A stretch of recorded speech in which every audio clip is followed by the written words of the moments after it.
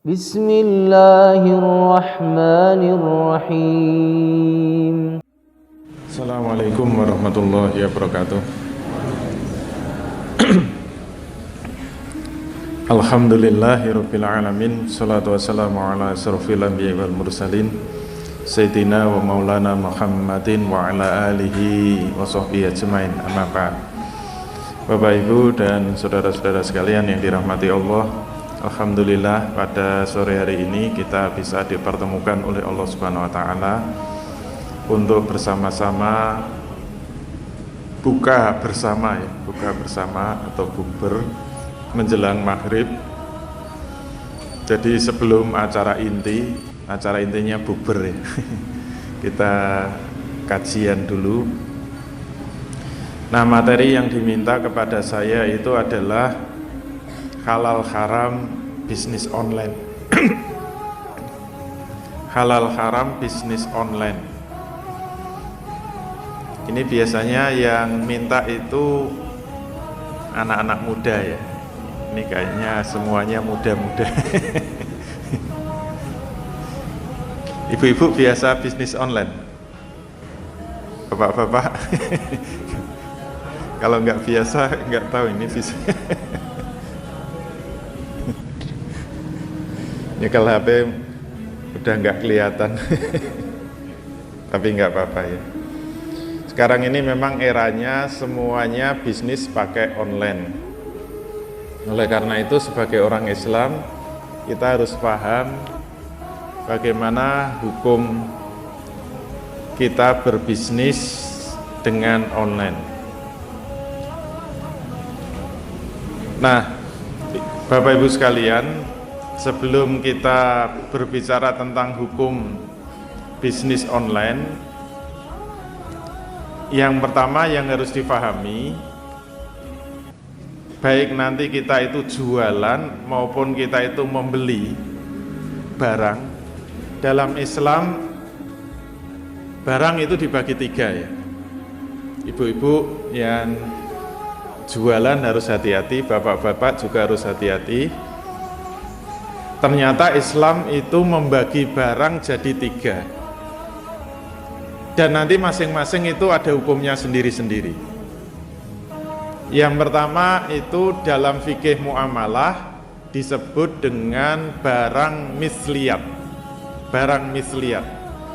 Barang misliyat sesuai namanya itu barang yang ada padanannya di pasar-pasar atau di toko-toko.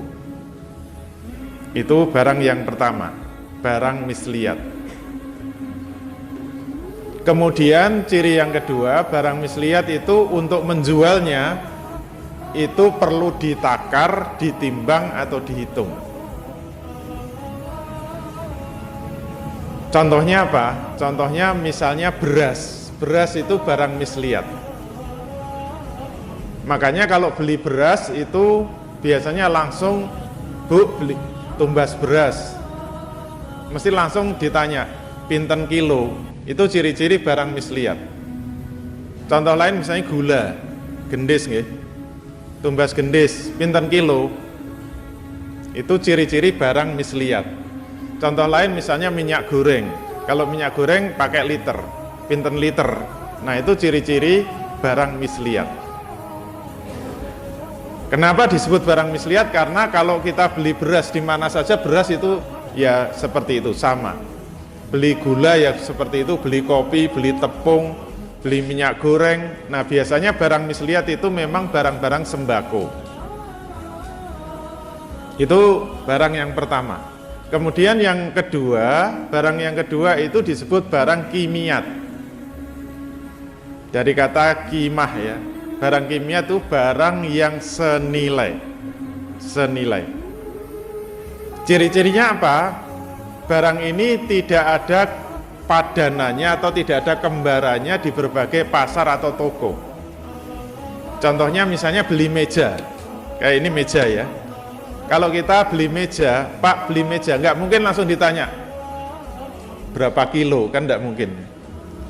Beli kursi, berapa biji, nggak mungkin.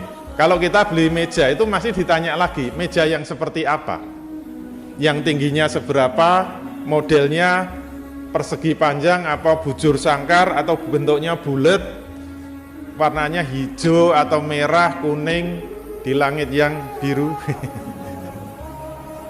Itu ciri-ciri barang kimiat. Jadi barang kimiat itu misalnya meja, kursi, termasuk apa? Sepeda motor, mobil, hewan-hewan yang besar seperti sapi, kambing, onta, kebo, terus rumah, tanah, itu semua barang-barang kimiat. Itu yang nomor 2. Kemudian yang nomor 3 itu yang paling harus hati-hati, disebut barang ribawi. Barang ribawi. Kenapa disebut barang ribawi? Ini barang yang berhubungan dengan hukum-hukum riba. Jadi kalau nanti jual belinya salah, kena riba. Makanya disebut barang ribawi. Barang ribawi itu yang disebut oleh Rasul hanya 6. Hanya 6. Selain itu bukan. Tapi ada satu yang dikiaskan. Jadi 6 itu apa saja? Yang pertama emas. Yang kedua perak. Yang ketiga gandum. Yang keempat juawut. Pirsa napa mboten juawut? Juawut niku dulu makanan pokok tiang Jawi. Zaman nenek moyang dulu tiang Jawi itu makanannya juawut. Setelah ada beras masuk, juawut untuk pakan manuk. Jadi gandum, juawut, kurma, garam. Jadi ada 6. Emas, perak, gandum, juawut, kurma, garam. Ditambah satu lagi yaitu apa? Mata uang kertas. Jadi ada 7, itu disebut barang ribawi. Baik, berarti barang ada 3. Barang misliat, barang kimiat, barang ribawi. Nah, kalau jual beli harus hati-hati. Yang pertama, yang paling enak, paling mudah itu memang barang kimiat. Jadi yang disebut barang kimiat itu disebut sah jual belinya itu setelah akad jual beli. Jadi setelah akad itu dianggap barang sudah berpindah milik. Dalam Islam yang namanya sah jual belinya itu tidak harus sudah lunas. Ini beda dengan hukum Belanda ya. Hukum Belanda sekarang diserap oleh hukum Indonesia. Kalau hukum Belanda itu yang disebut jual beli yang sah itu setelah lunas, Kalau dalam Islam tidak. Jadi yang disebut barang itu sudah sah milik, menjadi milik kita setelah akad jual beli. Itu khusus barang kimiat.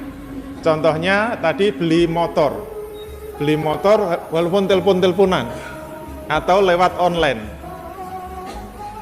Sekarang kan zamannya online, lihat gambarnya, motornya bagus, misalnya tahun 2012, warnanya merah, spesifikasinya seperti ini. Kalau kita sudah mantap, kemudian mau beli, walaupun lewat online atau lewat telepon atau lewat WA chattingan, kalau sudah terjadi ijab kabul, ya saya mau itu sepeda motor, harganya berapa? 15 juta, boleh kurang enggak? Boleh. Berapa? Ditawar berapa? 10 juta boleh enggak? Wah enggak bisa. Terus kenanya 12 juta.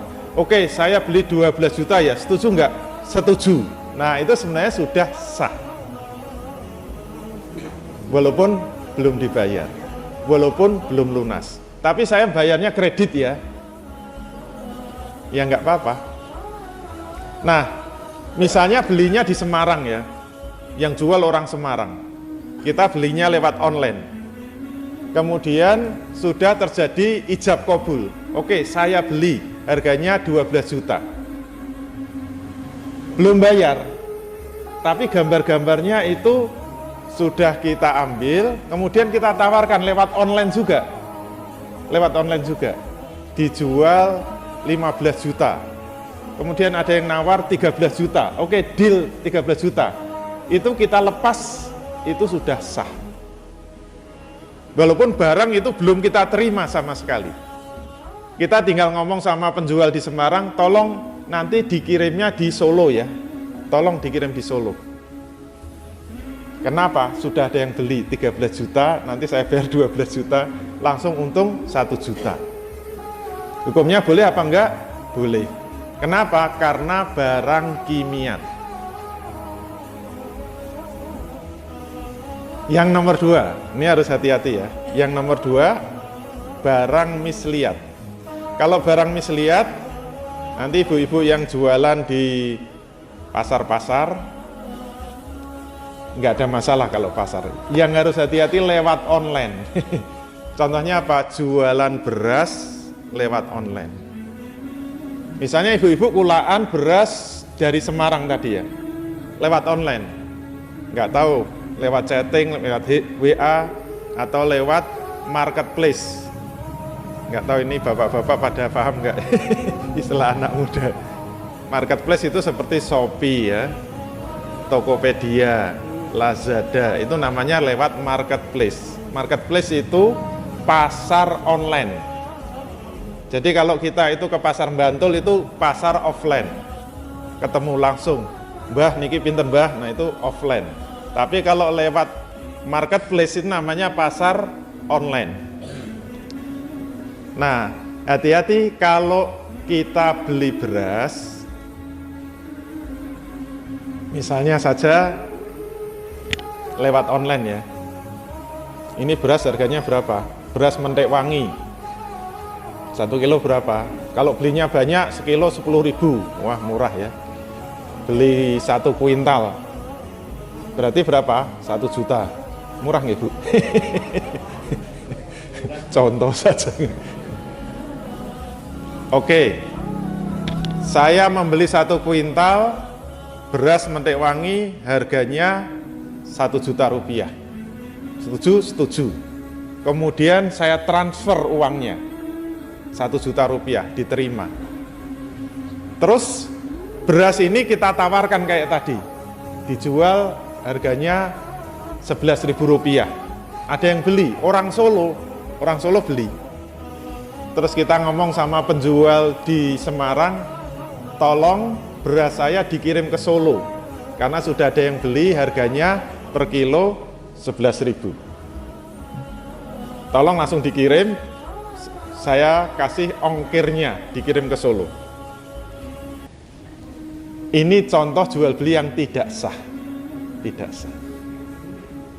Jadi hati-hati, khusus untuk barang misliat kayak beras tadi, kalau belum diterima, itu belum dianggap sah menurut ajaran Islam. Menurut muamalah Islam, tidak sah kalau belum makbud istilahnya. Saya bacakan dalilnya ya. Kenapa harus makbud? Dalilnya ingkuna nuslifu ala ahdi Rasulillahi sallallahu alaihi wasallam wa Abi Bakrin wa Umar fil khintati. Oh, saya baca salah dalil.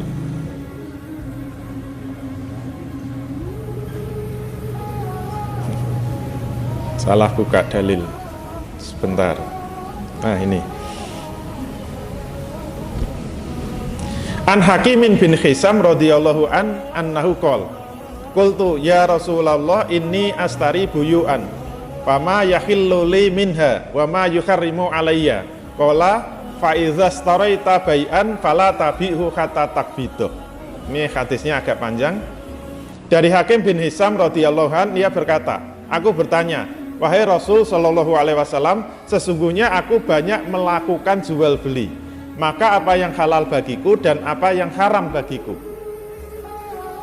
Qala Rasulullah sallallahu alaihi wasallam, fa idza staraita bai'an fala ta'bihu hatta takbidu. Nabi menjawab, apabila kamu akan membeli suatu barang, maka kamu jangan menjual kembali barang itu sebelum kamu terima barangnya. Hatta takbidu. Fala tabihu hatta takbidu. Janganlah kamu menjual kembali barang itu kecuali kamu sudah menerima barang itu. Kesimpulannya apa? Khusus barang misliat disebut sah menjadi milik kita, sehingga nanti sah kalau dijual lagi, atau sah kalau disumbangkan, itu kalau sudah makbud. Makbud itu sudah diterima. Jadi kalau belum diterima, tadi jual belinya lewat online, belum diterima kok sudah dijual ke Solo, nanti langsung suruh ngirim ke Solo, hukumnya tidak sah. Jual belinya haram. Jual belinya haram, kenapa? Karena tidak sah. Kenapa tidak sah? Karena belum makbud, belum diterima. Nah ini termasuk, mohon maaf, barang misliat itu contohnya juga makanan. Karena yang dicontohkan di sini itu makanan. Kalau barang kimiat itu tadi sepeda motor, mobil, rumah, itu nggak perlu makbud. Nah ini untuk panitia masjid harus hati-hati ya. Ini contoh yang tidak boleh ya. Contoh yang tidak boleh, misalnya ada ibu-ibu nyumbang nasi bungkus. Ini untuk takjil. Nelpon ke penjual nasi bungkus. Bu, warung Padang ya. Saya pesen 100 bungkus nasi plus lauk plus sayur lengkap. Satu bungkus berapa? 15.000. Oke, saya pesen 100 bungkus berapa? 1,5 juta. Tapi nanti tolong langsung dikirim untuk takjil di Masjid Jamasbah. Itu contoh yang tidak boleh. Tidak boleh. Kenapa? Karena belum makbud. Kalau nasi bungkus itu belum diterima, tidak boleh langsung diberikan kepada jamaah untuk takjilan, itu tidak sah, tidak sah. Kenapa? Karena nasi bungkus itu barang misliat. Tapi jangan protes saya ya, ini yang larang Rasul. Khusus barang misliat. Oleh karena itu kalau pengen sah, itu harus diterima dulu oleh pembelinya, baru disumbangkan. Atau kalau nggak bisa menerima, misalnya kita mau nyumbang ke Semarang, itu harus ada yang mewakili untuk menerima. Boleh diwakilkan, makbudnya boleh diwakilkan. Syaratnya apa? Yang mewakili bukan pihak penjual. Misalnya yang jual ibu-ibu, yang mewakili suaminya, itu tidak boleh. Atau yang jual ibu-ibu, yang mewakili pegawainya, itu tidak boleh. Yang mewakili harus orang lain di luar penjual.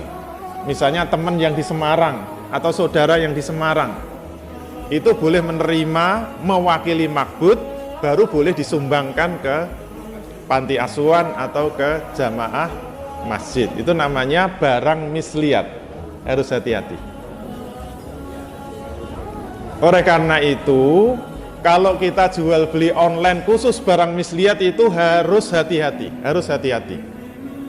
Kenapa? Karena kalau sampai nanti dengan COD itu tidak sah. COD itu gimana sih? COD itu belinya lewat online. Misalnya tadi ya, beli beras 1 kuintal lewat online. Tapi nanti bayarnya setelah barang diterima, baru bayar, itu tidak sah. Kenapa? Karena kena larangan dari Nabi. Nah, Rasulullah SAW an bai'il kali' bil kali'. Rasul melarang jual beli kali' ketemu kali'. Kali' itu tunda ketemu tunda. Kenapa tunda? Karena barangnya harus dikirim lewat ekspedisi. Ini butuh 3 hari kan? Berarti pengirimannya tunda. Padahal itu barang misliat. Beda sama barang kimiat. Kalau barang kimiat setelah akad sudah jadi milik kita. nggak perlu kita pegang dulu. Berarti kalau perlu pengiriman, barang itu belum sah menjadi milik kita, ada tunda. Dan bayarnya setelah barang sampai, berarti ada tunda pembayaran. Nah, itu tidak sah. Jadi COD untuk barang misliat semuanya haram, nggak boleh. Supaya tidak haram, caranya gimana? Kalau kita beli online, langsung transfer. Nah, kalau bayarnya langsung transfer berarti tidak terjadi kalik bil kalik. Jadi jual beli itu sebenarnya ada 4 kemungkinan ya. Kemungkinan pertama jual beli kontan. Cirinya apa? Barangnya di depan, uangnya di depan. Itu namanya jual beli kontan. Itu boleh. Kayak di pasar-pasar ya. Itu paling enak. Sah. Barangnya di depan, uangnya di depan. Kemungkinan kedua itu barangnya di depan, uangnya di belakang. Itu namanya jual beli kredit. Hukumnya juga boleh, sah. Kalau yang tunda salah satu boleh. Itu namanya jual beli kredit. Yang ketiga sebaliknya. Namanya jual beli pesan. Jual beli pesan itu barangnya di belakang. Syaratnya apa? Bayarnya harus di depan. Tidak boleh DP, tidak boleh kredit. Semua pesanan itu harus bayar di depan. Barangnya boleh di belakang. Namanya jual beli pesan atau jual beli salam. Yang tidak boleh nomor 4. Barangnya di belakang, bayarnya di belakang. Itu namanya kalik bil kalik. Jadi dari 4 kemungkinan jual beli itu, yang dilarang yang nomor 4. Barangnya tunda, bayarnya tunda, itu tidak boleh. Kalau tunda salah satu boleh. Yang paling baik barangnya di depan, uangnya di depan. Nah, itu boleh. Tetapi masih ada satu lagi yang harus kita pahami, jual beli pesan itu ada yang namanya salam, ada yang namanya istisna. Istisna itu pesan dengan pembuatan.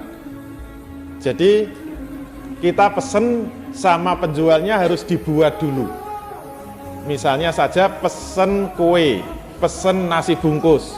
Itu namanya pesan dengan pembuatan. Itu bukan akad salam, tapi akad istisna. Kalau barang yang kita pesan itu perlu dibuat dulu, itu nanti bayarnya boleh di belakang. Boleh di belakang. Syaratnya apa? Syaratnya bahan baku itu harus dari penjual. Tidak boleh bahan baku dari pembeli.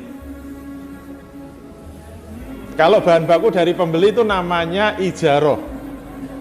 Saya bingung ya. Bukan istisna. Bedanya ijaroh sama istisna itu gini. Kalau kita ke penjahit ya, ibu-ibu kalau ke penjahit, nanti apa bedanya itu ijaroh dan apa bedanya istisna? Kainnya itu dari mana? Kalau ibu-ibu datang bawa kain, datang ke penjahit, Pak, saya mau menjahitkan baju. Ini untuk suami saya, baju koko. Berapa, Pak? Itu jahit baju koko 100.000. Ini namanya ijaroh. Kita bayar 100.000 itu uang jasa menjahitkan. Tapi kalau kita ngomong, Pak, saya mau bikin jas. Kainnya mana? Kainnya dari Bapak. Itu namanya istisna, bukan ijaroh. Itu namanya jual beli istisna, jual beli pesan dengan pembuatan. Nah, khusus istisna itu boleh dibayar di belakang. Tapi kalau salam, kita pesan beras, terus bakule, ya nanti saya carikan. Nah, itu salam, harus dibayar di depan secara tunai. Tidak boleh di belakang, tidak boleh DP, tidak boleh kredit. Itu khusus untuk salam. Jadi harus hati-hati. Nah, oleh karena itu, bagi yang jualan atau membeli beras, membeli jagung, membeli kopi, membeli membeli tepung, termasuk minyak goreng, itu semua barang misliat. Baik, kemudian yang ketiga, waktunya masih ya. Semoga nanti ada tanya jawab. Biasanya kalau baru sekali belajar fikih muamalah mesti mumet. Apalagi nggak pakai LCD. Saya biasanya kalau jelasan pasti pakai LCD. Itu aja masih mumet apalagi. Tapi nggak apa-apa. Yang ketiga, barang ribawi. Nah, barang ribawi harus hati-hati. Saya bacakan dalilnya aja biar mantep. Saya tunjukkan dalilnya. Azabu bizabi wal fidotu bil fidoti wal buru bil buri wa sa'iru bisairi wa tamru bitamri wal milhu bil milhi mislan bimislin sawaan bisawain yadan biyadin. Fa idza ikhtalafat hadhihi asnafu fa bai'u kaifa syi'tum idza kana yadan biyadin. Nah, ini harus hati-hati. Nabi mengatakan emas ditukar dengan emas, perak ditukar dengan perak, gandum ditukar dengan gandum, juwawud ditukar dengan juwawud, kurma ditukar dengan kurma, garam ditukar dengan garam. Mislan bimislin, sawaan bisawain, yadan biyadin. Kalau jenisnya sama, misalnya gandum dengan gandum, itu harus mislan bimislin. Harus sawaan bisawain.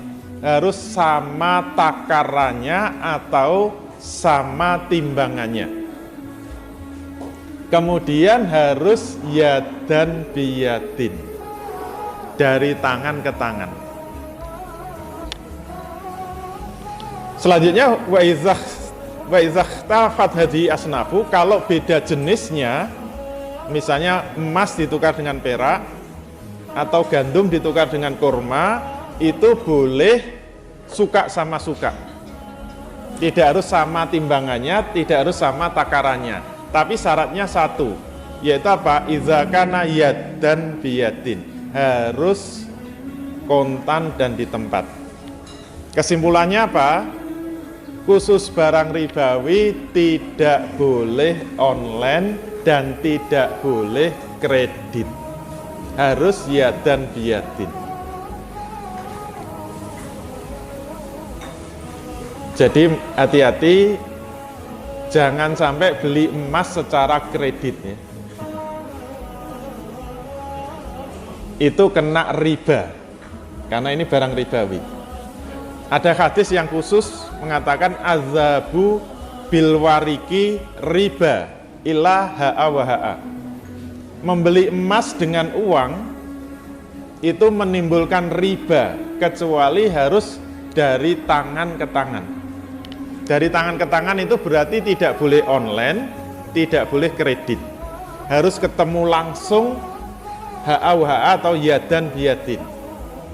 Kayak kita langsung ke toko emas, nah itu boleh.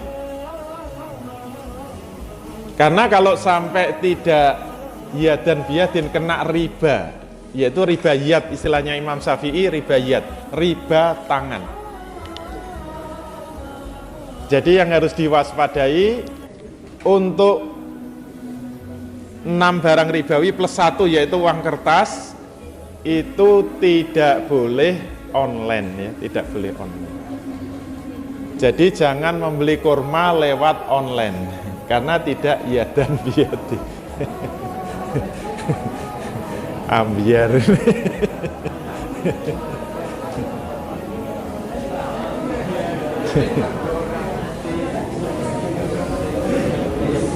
Jadi riba itu sebenarnya ada riba nasi'ah, ada riba yad, ada riba fadl. Kalau riba fadl itu munculnya juga dari hadis ini. Contoh riba fadl ini kalau nanti mau lebaran, kita mau nukar uang. Ingat uang itu barang ribawi ya. Di pinggir jalan, kita tuker misalnya 1 juta, itu nanti dapat uang baru 10.000, tapi cuma 990.000. Ada selisih 10.000, itu riba. Namanya riba fadl, riba fadl. Jadi jangan khawatir, insya Allah masuk neraka. Itu kena riba fadl. Jadi harus hati-hati. Jangan sampai menukar rupiah dengan rupiah, itu namanya sejenis. Dan tidak boleh lewat online, tidak boleh lewat online. Contoh lain misalnya kalau di Arab tukar kurma ya, kurma ajwa itu misalnya harganya 200.000, ditukar kurma biasa 1 kilo dapat 10 kilo, kurma biasa mungkin 20.000, itu haram hukumnya, kena riba fadl. Jadi harus hati-hati, kalau sejenis itu harus sama timbangannya. Kalau saya nganter istri ke toko emas Semar ya, itu ada konter tukar tambah emas. Nah, jangan khawatir itu masuk neraka. Tukar tambah emas itu haram ya. Kalau tukar emas, misalnya tukar emas perhiasan lama ya, 5 gram ditukar emas perhiasan baru, itu harus 5 gram. Kalau ada tambahannya misalnya 100.000, yang 100.000 itu riba fadl. Kalau nggak pengen rugi, caranya gimana? Emas 5 gramnya dijual dulu dapat rupiahnya dibelikan emas yang baru, nah itu boleh. Jangan langsung ditukar terus ditambahi, itu namanya tukar tambah emas, itu kena riba fadl. Tapi hanya 7 jenis barang tadi, selain itu nggak apa-apa, tukar tambah nggak apa-apa.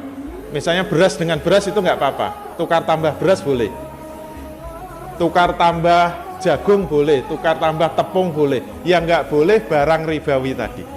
Jadi harus hati-hati. Berarti barang ribawi tidak boleh online dan tidak boleh kredit. Itu yang disebut barang ribawi. Baik, sudah 5:30, supaya ada tanya jawab biar tidak pusing 7 keliling. Monggo kalau ada yang ditanyakan, kalau nggak ada ya langsung buka. Belum ya? Monggo silakan. Iya. Iya. Baik, kalau tukar tambah sepeda motor bukan barang ribawi, maka hukumnya boleh, ya boleh. Alhamdulillah. Ada lagi silakan, yang belakang. Salam.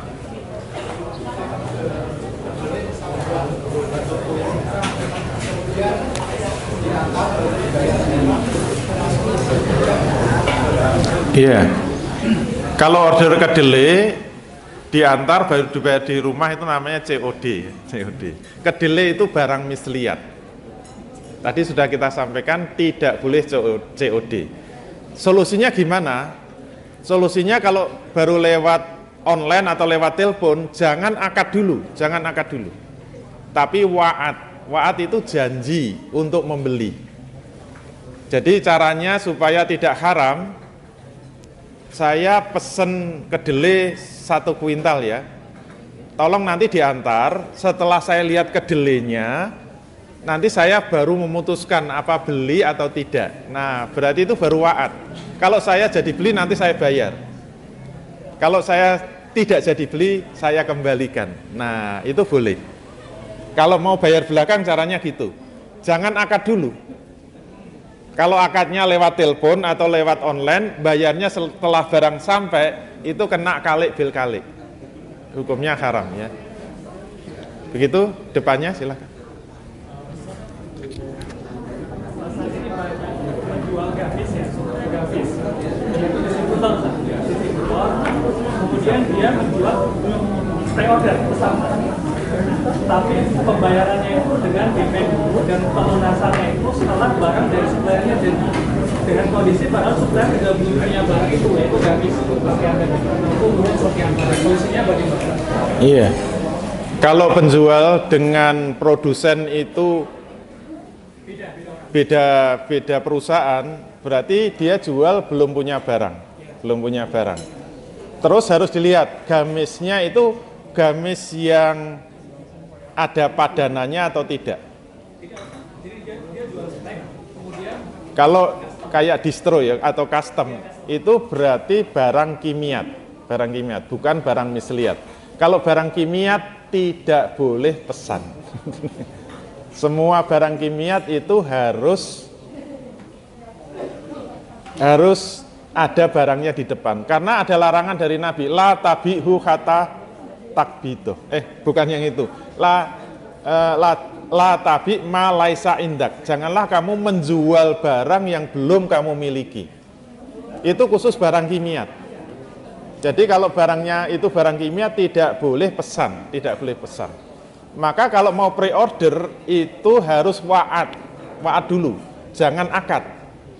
Kalau pesan pre-order nanti kalau sudah ada barangnya baru berakad. Nah, berarti kayak ya mungkin bolehlah DP untuk titip duit dulu, itu nggak apa-apa. Tapi jangan akad. Kalau sudah terjadi akad tidak sah jual belinya. Gitu ya.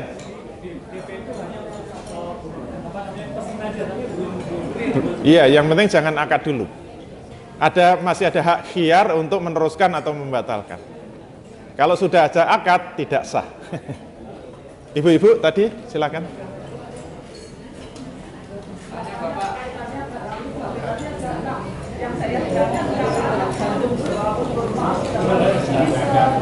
Sepengetahuan saya jadi kan secara jual beli ada takarannya, kayak masuk tadi dulu atau liter tadi ya Pak. Jadi masuk ya, jadi kenapa masuk barang ribawi yang ada 16 Iya. Iya. Iya. Jadi yang membedakan kenapa ada barang misliyat, ada barang kimiat, ada barang ribawi, semuanya Rasul ya, bukan saya. Semua ada dalilnya. Nah, istilah itu memang dari ulama. Kalau dari Nabi nggak ada. Istilah misliyat, istilah kimiat, istilah ribawi, itu memang dari ulama, bukan dari Nabi. Nabi hanya mengatakan, misalnya ya, hadisnya ya, kan ada larangan. La tabi ma laisa indak, janganlah kamu menjual barang yang belum kami miliki. Ini ma laisa indak itu semua barang yang belum dimiliki kita itu tidak boleh berjualan. Nah, ulama itu menganggap ini dalil yang umum. Maka ada kaidah usul fikih, dalilul am yabqa fi umumihi malam yarid dalilu takhsisi. Kalau ada dalil umum itu harus tetap berada pada keumumannya selama tidak ada dalil yang mengecualikan. Itu maknanya kalau ada orang jualan belum punya barang itu tidak boleh, menurut Rasul tidak boleh, kecuali ada dalil yang mengecualikan. Nah, ternyata ada dalil yang mengecualikan, yaitu apa? Nabi bersabda, man aslafa fala yuslif illa fi kailin maklumin wa waznin maklumin. Nah, istilah timbangan dan takaran dari situ. Nabi mengatakan, barang siapa yang memesan barang, fala yuslif, semua pemesanan barang tidak boleh. Memesan barang itu tidak boleh. Illa kecuali fi kailin maklumin wa waznin maklumin. Kecuali untuk barang yang bisa ditakar dengan jelas dan ditimbang dengan jelas. Dari dalil ini maka kesimpulannya apa? Barang yang bisa dipesan hanya barang yang bisa ditakar dengan jelas dan bisa ditimbang dengan jelas. Kemudian ulama menyimpulkan ini barang misliyat.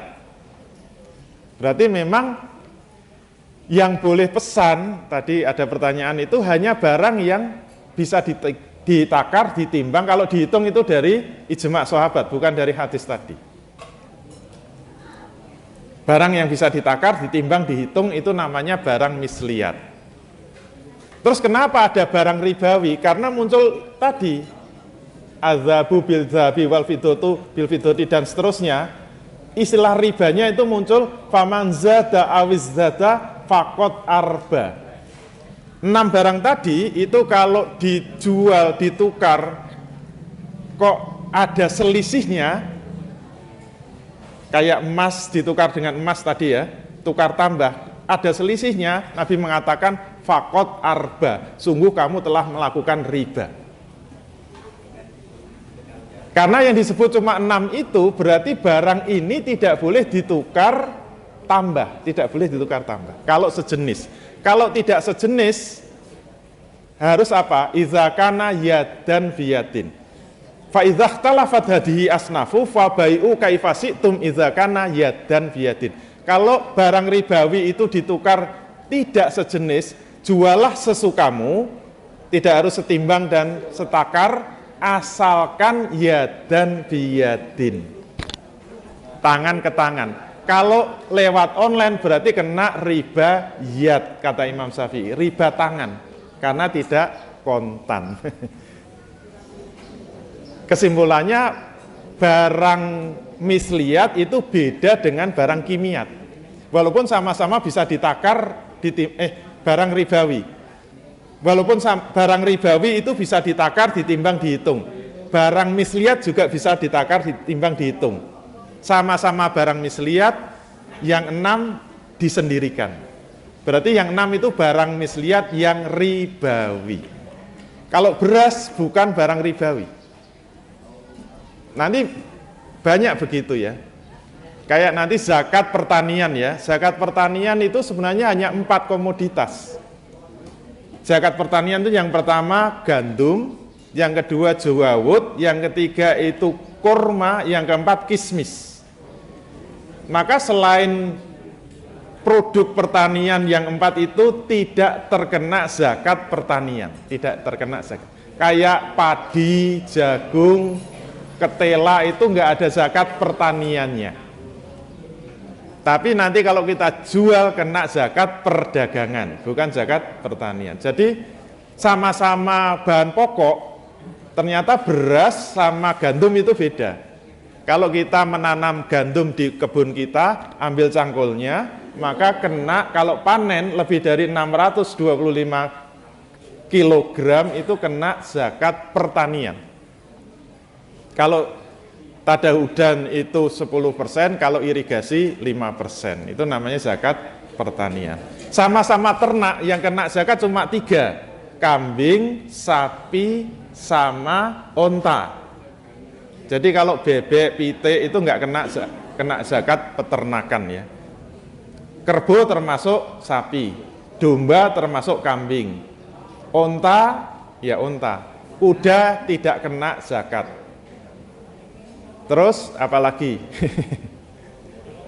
Ya cuma itu aja. Itu kenapa kok dibedakan? Yang membedakan Rasul gitu loh. Saya nggak tahu. Kenapa barang ribawi cuma 6 itu. Gitu ya. Sudah habis? Masih ada waktu? Silakan. Ya, monggo. Beli makanan lewat online itu apa juga termasuk ribawi? Makanan itu barang misliyat. Oleh karena itu kalau lewat online harus bayar di depan. Jangan sampai COD. Kalau beli makanan lewat online dengan cara COD itu tidak boleh ya, tidak sah. Gitu ya.